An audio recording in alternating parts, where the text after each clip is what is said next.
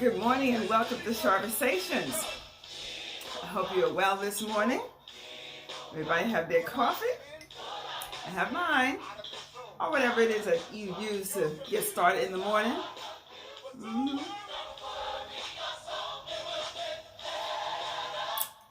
It will get better. Yes, it will. So as you know, I am Charlene Robinson. I am a mental health therapist, a pastoral counselor, and a substance abuse counselor.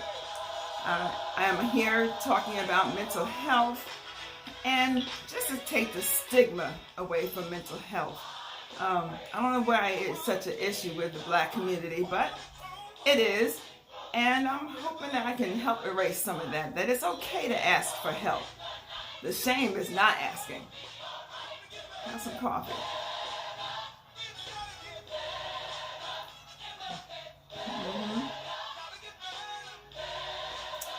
All right. Well, let's get it started. Thank you, Hezzy. It will get better. But today we're talking about grief and pain and loss. The country as a whole has been going through this pandemic and of the COVID-19, but that's not the only pandemic that's going on. We also have the pandemic of systemic racism, how we have watched Black and brown people being killed needlessly. It's like an all-out war on anyone of color, including Chinese, Asian. It's just an all-out war, and it's okay. I don't know if you saw. I had put out a little, picture of what David Kessler said, and he said that grief is different, just like everybody's fingerprint is different. And it is. People handle grief differently. And as a nation, we are all grieving, whether we realize it or not. Every time we see someone killed, every time we hear of a person being infected with COVID-19, and we see the numbers increasing, it's pain, it's grief. We are all grieving as a nation. And I came across this article, and I don't know if you can see this picture, but I'm going to put it up on my page. But it depicts exactly what we're feeling. It shows just a bleak mountainside in the shoulders, and her face has that expression of pain on it. So I came across an article in the Washington Post. It's from December of 2020. And the title of it was what caught me: How to Grieve During a Pandemic. Well, can anyone tell us how to grieve? I think not, but we'll get to that. The commentary on this article was really interesting, and we're going to discuss some of the quotes on it. But let me just explain what grief is for a minute. There are 5 stages of grief, according to Elizabeth Kubler-Ross, who did all the work and research on this. And the 5 stages are: when you first hear about somebody dying or someone close to you getting killed or whatever, the first thing is denial. You can't believe that it happened. You're just in denial. And then there's a bargaining stage where you're starting to feel some guilt, and then you're like, well, maybe if I had done this, or maybe if I had been there, that kind of thing. And then there's anger. That stage lasts for a while. You're angry at God, you're angry at everybody, and it's normal. And then you go into a depression. Everybody, I don't care if it's 1 day or 5 years, there's going to be depression in the grief cycle. And then eventually, hopefully, people come to acceptance, and then they realize, okay, this is not the end of the world, and my loved one would want me to go on. I decided to do this when I knew I had to attend a grief summit this week, and it was 2 days all day, and it got heavy. It got heavy. There were almost 16,000 counselors from all over the United States, and maybe beyond that. It was a free summit, and there were, I guess, 5 seminars on Thursday and 5 yesterday. And there was one in particular that I can remember that was really deep. One of the speakers, I think it was David Kessler, no, it was Eric, I forgot his last name, and he had one of his patients speak. And they were grieving and they were tearing up, and he said, these are not tears of grief, these are tears of great gratitude. And we're all like, okay. But pain is real. Let's start there. Pain is real. All right, so here, let's get into this article. I took out some excerpts that I wanted to talk about. Some of them I agree with and some I don't, but we're going to discuss it. So here's the first one. When you see, well, this is something I wrote. When you see folk walking around without a mask, people who have experienced the death of a loved one due to COVID say this: until you feel this pain, until you see this pain, you don't know or you don't care. Wow. Wow. And I've had a couple of friends who have been affected with COVID and they recovered, praise God. But when I see people walking around without a mask, I don't care whether you've been vaccinated or not, until Auntie Corona leaves the country, like leaves the building, I'm gonna wear a mask, okay? And I think everybody should have that attitude, because even when you have been fully vaccinated, you can still get COVID. You may not die from it, but you can still get it. So we'll carry on. Here's another one. I wanted to understand how America is handling the tsunami of grief, washing over it with increasing intensity. Ours is a death-denying culture, uneasy talking about it in the best of circumstances. Now, with the standard rituals for coping with loss, funerals, celebrations of life, eliminated or postponed by social distancing, people are struggling to take the first healthy steps forward in their grief. So true. I had to stop watching Grey's Anatomy for a while because I'm like, I'm tired of crying with them. You know, because you see them showing you on the screen how this has happened. If it hasn't happened to you personally, I mean, all the medical shows are pretty much dealing with it. How, you know, there's someone on the respirator and they have to look at an iPad at their loved ones and try to say goodbye. That's not normal. And it's difficult. And postponing funerals until, you know, people can come together, that is re-traumatizing all over again. And I don't think people really understand the true effect of this. People are in pain. Just because they're smiling and walking and functioning doesn't mean that they're not hurting. I could be hurting right now, but you wouldn't know it. You know what I'm saying? All right. The collective sadness is compounded in communities of color. Really? That's not a news flash. There, the coronavirus is causing disproportionate damage, while the parallel scourge of innocent Black people dying at the hands of police or vigilantes is felt most personally. True, because not only are you dealing with this pandemic of the coronavirus, now you're seeing innocent people getting shot for no reason. I mean, sure, we've had this happen before, but now it just seems like it is just an all-out war. Like, you can't do nothing without getting shot. It's ridiculous. You know, I mean, it's to the point where, okay, you're on the highway and you see a police car, you know, of course, everybody slows down. That's just a normal reaction, okay? But now it's like, oh my God, are they behind me? Are they going to stop me? What's going to happen? That's paranoia, but that's anxiety, and it's real. You know, when I have a police car pull up behind me, the first thing I'm going through in my mind, do I have my driver's license with me? Do I have my current insurance card? Is my registration right? And it's getting to the point where until that police car pulls away from being behind me, that's when everything can calm down. But what happens is your adrenaline comes up. You know, all of the racing thoughts, and heart may start racing. This is real, people. Okay? All right.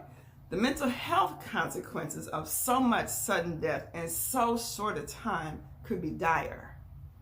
Based on age patterns and the pandemic spread and kinship networks in the United States, a team of sociologists writing in July in the Proceedings of the National Academy of Sciences estimated that 9 people will experience the loss of a close relative defined as a grandparent, a parent, a sibling, spouse, or a child for each COVID-19 death. That's pretty high. That's pretty high. If people still are telling you that this thing isn't real, they're liars. They better know by now. After almost 600,000 people have died, are you kidding me? And you want to walk around without a mask? Whew, okay. Let me bring it in. Let me drink some coffee on that one. You have a sip too. All right. And then to top it off, we had a president his cavalier attitude, such as his comment that aired in early August saying that the death toll is what it is, only triggered deeper distress. So it has fallen to the bereaved, themselves in the alleys who feel their pain to create outlets to demand attention and in the process begin to heal the collective trauma. Because we are collectively experiencing trauma. It may not be our relative, but it's somebody else's or somebody else's friend or somebody you've heard. Everybody's been touched by this in one way or another. The pandemic is the cause of this grief. One of them anyway. But its isolating natures exacerbates the experience. Besides the constraining formal rituals, like we can't have funerals, we can't be by the bedside to hold their hands. It interrupts a vital path toward healing. Gathering loved ones around you, connecting with your community, leaning on others. We don't grieve well alone. And that's what Dr. Kathy Spear, who's a psychiatrist and founded the Center for Complicated Grief at Columbia University, said, physical touch means so much. And it's so true. And when you see someone that's close to you starting to feel a little sick, you start to get a little afraid because you're wondering, oh my God, is it COVID? What's going to happen? Because once you drop them off at that hospital, you may or may not see them again. That's real. Okay, the deaths are unexpected and shrouded in unanswered questions about a loved one's last hours. Some mourners are racked with guilt. Perhaps they brought the virus into the household. Others are hurt by political voices suggesting the deaths are an acceptable price for reopening the economy. One of the biggest pitfalls, therapists say, is getting stuck on an alternative scenarios where death didn't have to happen. If people just wore the mask or not, or maybe they'll be open too soon, and so on. These are the things that are going through people's minds. And these are the damaging effects of what's going on. And then you're wondering, well, why are people driving all over the road? And why do they seem like they're not focused? Because they're not. Everybody is experiencing some level of anxiety in this pandemic. And we've got to know what to do with it and how to process it and how to cope with it. If not, we're going to be one unhealthy nation. And it won't be because of COVID. All right. Sonia Lott is one of the relatively few African-American therapists in the field and says that the African-American community deserves access to culturally competent grief support. I agree, absolutely. There is an overlay of the ongoing murders of Black men and women. Black people are experiencing more trauma on top of the pandemic, and that makes us more prone to complicated grief. Absolutely. I would say at least half of my clients are grieving from one thing or another, either the pandemic of the COVID or because they've had a relative get shot. It's real. It's real. We have to wake up, and I'm putting out a call to all intercessors, get on the wall. You have got to pray for people. Okay, I'm not done. There's more. People are grieving losses with dimensions more elusive than death. Loss of security, freedom, ways of life, family milestones, rites of passage, barbecues, that kind of thing. The pandemic has given us a barrage of ambiguous losses which are difficult to recognize. Yeah, they are.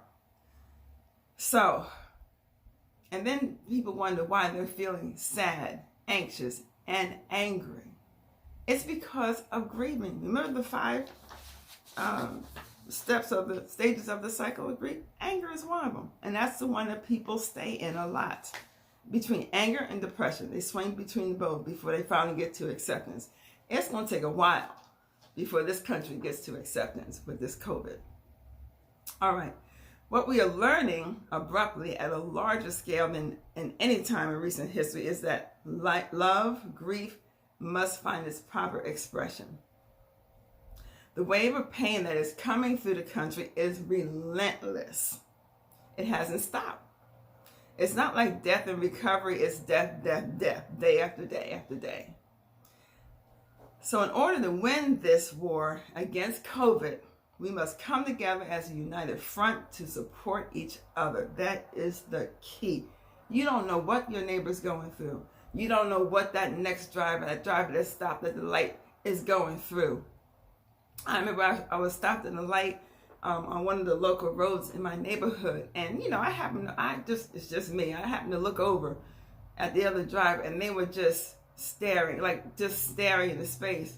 So I'm watching them, and I'm looking at the light. The light turned green, he's still sitting there. It wasn't until I started moving my car they realized, oh, I got to drive.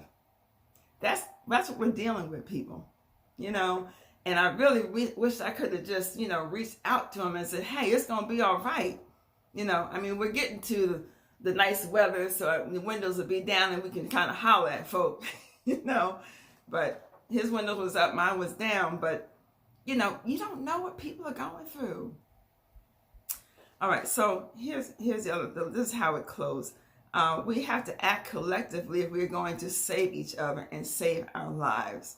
And this was a respiratory therapist in Dallas said this. Those we have lost to COVID deserve notice, and they deserve reverence, more than the steady increase in this number that we keep hearing about. It's time to remember what has happened so far, to honor the fallen, to spread love and warmth in a world that is riddled with pain and it feels so empty right now. So true. So true. And then I have some of the commentary. So it's like I don't have it all, but it's okay. And this one got to me. This is what I started following, this one that was actually putting this commentary in. And she says this: the one thing no one is allowed to do is to tell me how to grieve. True. I agree. This is my loss, my grief, my pain. There is no roadmap to the notion of stages or how-tos. It's nothing. It's just insulting and it's wrong. It simply doesn't work that way. And she's right. It doesn't. Even people who have similar losses are all individual in their grief journeys. Absolutely. Everybody's journey is going to be different. It's going to look different. And then she also went on to say what would be beneficial is if our society didn't constantly deny death and grieving that actually exists. And they act like people have X amount of time to get over these things. No, they don't. Your employees will say, okay, well, if it's a spouse, you have a week off and with pay. Well, it may take me longer than a week to get over that. You know what I mean? And then you don't ever get over losing someone. And this is a misconception that society has out there too. You don't get over someone dying. That doesn't happen. What you do is you learn to live with the pain and deal with it. And as believers, there's things that we know to do. We know that God is there, that He is our comforter. The Holy Spirit came to give us comfort, and He is our comfort. So when you feel that anxiety coming up and you feel overwhelmed, first of all, turn the news off. We have this constant flow of alerts and news. Turn the news alerts off. We get bombarded with it when you're in the store and you overhear a conversation and they're talking about it. It's like there has to be a time when you shut it down. You have got to shut it down for your own mental health. Okay? And then you've got to have a support system. You've got to have people around you, people that you can call. You may not be able to go and visit them, but you can reach out and call. You can FaceTime. You can Zoom. One of my former pastors is going to have a Zoom fellowship, with a couple of girls, and we're just going to talk. You need that outlet. Just because we can't be in person, we can't reach out and touch. There are ways that we can communicate. I heard a news report yesterday, it was part of the summit, and they said now people, even though we're wearing masks, they've been more expressive with their eyes and their eyebrows, and they're using that to communicate. You can tell when people are smiling under the mask. We need that. We need that interaction. We are social people. We're interactive. We're not supposed to be isolated. I know all the introverts, when they shut it down last year, I know they were applauding like, yay! But all the introverts were bouncing off the walls like, yay, I need to get out. Okay? So we have got, first of all, you got to hang on to hope. Hope thou in God. That's where our hope is. That's the first thing. And we have to just pray protection over your family, your loved ones, the people that you know, and even sometimes strangers. There's a woman who's homeless. I see her on the corner all the time, and I just wonder, where does she go at night? Yeah, and there shouldn't be a homeless situation in this country, but that's a whole nother topic. So I hope this helps you understand grief and pain that people are dealing with now a little bit better. We can continue on this next week, but I just want you to be encouraged. Don't allow what's going on around you, even though these pandemics are real and it seems like they're not going away. Don't allow it to interfere with your goals and your dreams and your mental health. If you notice my shirt, it says God and therapy. Sometimes, God is there all the time, of course. And you can pray and you can talk to him. You can feel his presence. That's wonderful. But every now and then, you need to talk to somebody that has some flesh on them. Okay? Reach out. This guy, you have to have at least one person in your support system that you can really let your hair down and talk to. And talk real to. And they talk real to you. And it's not just kind of like, hey man, how you doing? No. It's like, really, how are you doing? Because some people say, yeah, I'm good. No, I ask again. No, I don't think you heard me. I really want to know how you doing. Okay? We got to stop having these little surface conversations. We got to get in deep. People are going through. And like I said, they may not look like they're going through, but you don't know what's going on in their head. You don't know what's going on in their heart. We have got to pay more attention. And like the article said, it's going to take a collective. It's going to take all of us. Nobody's exempt in this fight. So we have got to reach out to each other. We've got to talk to each other. We got to just stop passing each other like ships in the night. Like so what you don't know that person when you go on the walk. Say hello to them anyway. I do. If they speak, good. If they don't, it's all good. Sometimes they got the earphones and they can't hear me, so I wave. I'm gonna make myself known. They're gonna be like, hey, how you doing? Okay, how you doing? Nice day, right? Yeah. It don't take about a minute, because we are social people. This is what we do. Okay, let us not lose that. All right, I'm gonna get off my soapbox now. But y'all have a wonderful weekend and a good day. The weather's beautiful out here. So get outside, go do something. Go to the mailbox, go to the middle of the street and turn around or something. Go do something. Go outside. All right. Y'all have a blessed day. I'll see you next week. Will be the new time at 11 o'clock. I figured give people time. Maybe I'll see more people come on. I just want to get it out there that you are not alone. Your pain and your grief, you are not alone. Know that. Have a good day.